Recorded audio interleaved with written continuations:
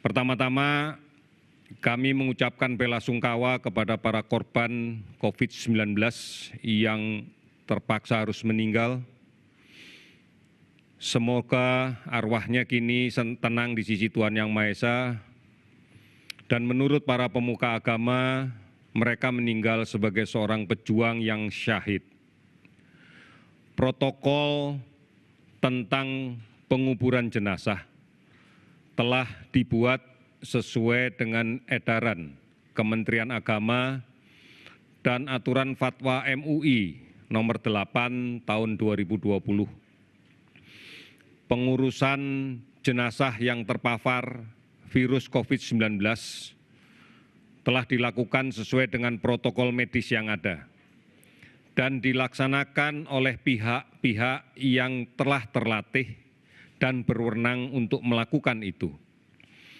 Oleh karena itu, kami berharap tidak ada lagi alasan oleh masyarakat untuk takut atau bahkan menolak tentang hal ini.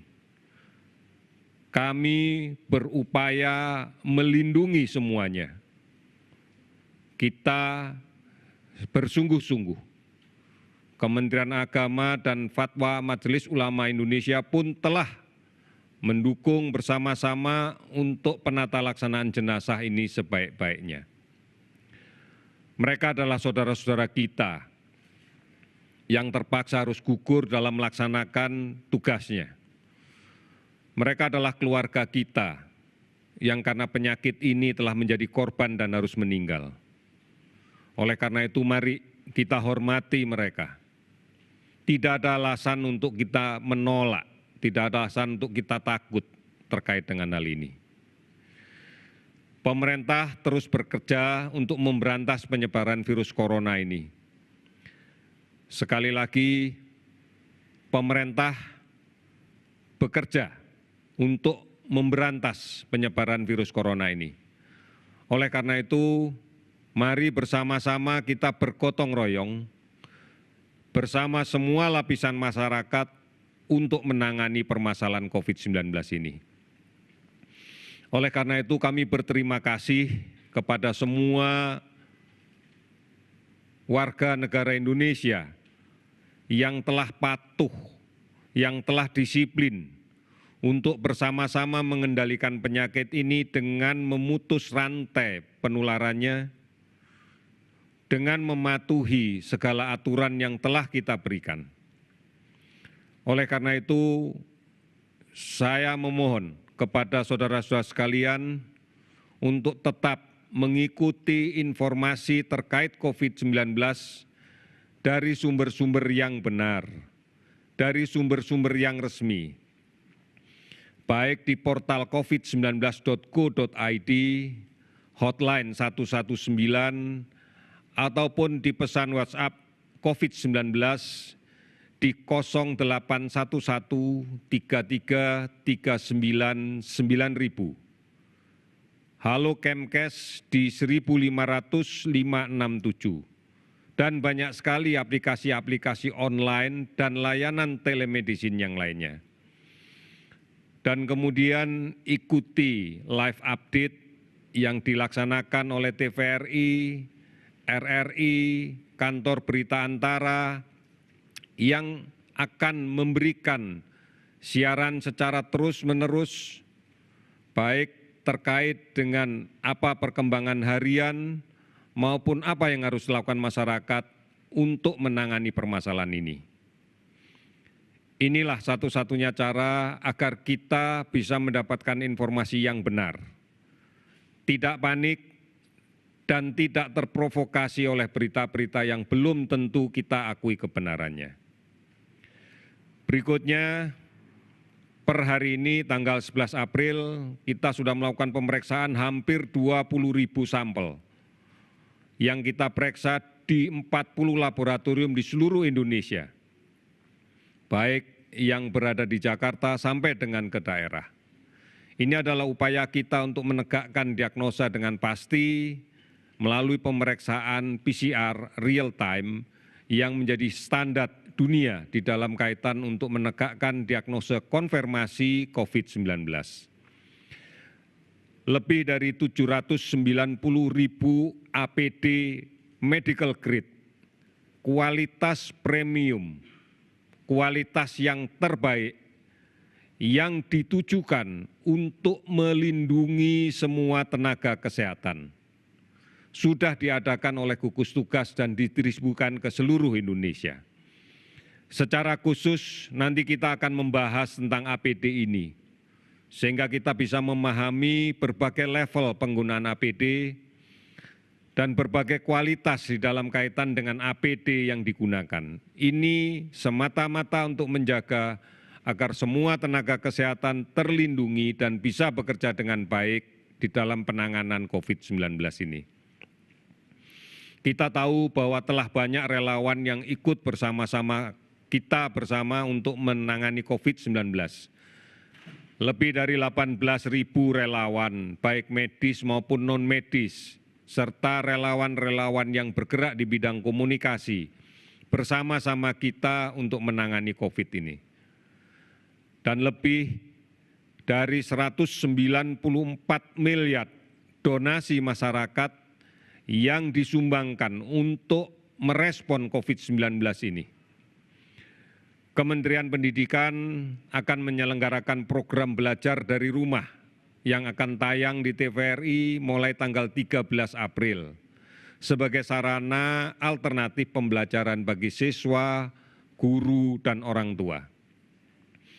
Bahkan Kementerian Keuangan pun telah menambahkan jumlah penerima bansos program kartu sembako menjadi 20 juta penerima. Namun sekali lagi, upaya-upaya yang dilakukan oleh pemerintah itu bukan satu-satunya solusi. Karena kita sadari betul bahwa penyakit menular, basis penanganannya harus pada komunitas, harus kepada masyarakat sebagai ujung tombak dari penyelenggaraan untuk memutuskan rantai penularan itu. Oleh karena itu besar peran masyarakat dan sangat menentukan. Mari berkontribusi dengan tetap di rumah. Tetap di rumah menjadi kunci agar tidak terjadi paparan virus yang lebih banyak lagi kepada kita. Akan memperburuk kondisi penyakit COVID apabila terus-menerus terpapar virus dengan jumlah yang cukup banyak. Di rumah jawabannya. Cuci tangan, pakai sabun sesering mungkin. Apabila terpaksa harus keluar dari rumah, gunakan masker. Hindari kerumunan. Sekali lagi, gunakan masker, hindari kerumunan. Dan ini terpaksa kita lakukan. Tetap menjaga jarak di dalam berkomunikasi dengan orang lain. Setidak-tidaknya pada jarak 2 meter. Kemudian tetap di rumah adalah alternatif agar tidak bepergian kemanapun. Tidak bepergian kemanapun, termasuk untuk pulang ke kampung. Oleh karena itu inilah yang harus kita lakukan di dalam kaitan dengan pengendalian penyakit ini kalau kita mau ingin memutuskan rantai penularannya dengan cara yang benar. Saudara-saudara, saya akan sampaikan update untuk kasus yang kita dapatkan pada hari ini berdasarkan pemeriksaan konfirmasi positif dari real-time PCR. Data ini adalah data yang kita gunakan bukan hanya dalam konteks untuk merawat pasien, tetapi juga dalam konteks untuk melakukan penelusuran kontak. Agar di luar kita terus-menerus bisa mencari, menemukan, dan kemudian melakukan isolasi sehingga penularan di luar tidak terus terjadi. Pada tanggal 11 ini telah bertambah lagi 330 kasus baru konfirmasi dari PCR yang positif. Sehingga total menjadi 3.842 kasus. Ada 4 yang sudah dilaporkan sembuh sehingga total menjadi 286 sembuh. Dan ada 21 yang meninggal sehingga total menjadi 327 meninggal. Saudara-saudara, data ini adalah gambaran yang nyata bahwa penyebaran masih terjadi. Penyebaran masih terus terjadi. Artinya masih ada kasus positif yang berada di tengah-tengah masyarakat, masih ada kelompok masyarakat yang rentan, yang belum disiplin untuk menjaga jarak, belum disiplin untuk menggunakan masker. Kita masih menghadapi ancaman-ancaman masalah kesehatan yang lain. Di antaranya pada musim pancaroba ini, kasus demam berdarah mengancam kita semua. Oleh karena itu, mari tetap di rumah. Mari kita putuskan penularan dan pastikan untuk menjaga kesehatan. Ini menjadi penting. Oleh karena itu, saudara-saudara sekalian, mari lawan COVID-19. Kita tidak perlu seluruhnya menjadi tenaga relawan. Namun kita memiliki peran untuk memutus rantai penularan ini.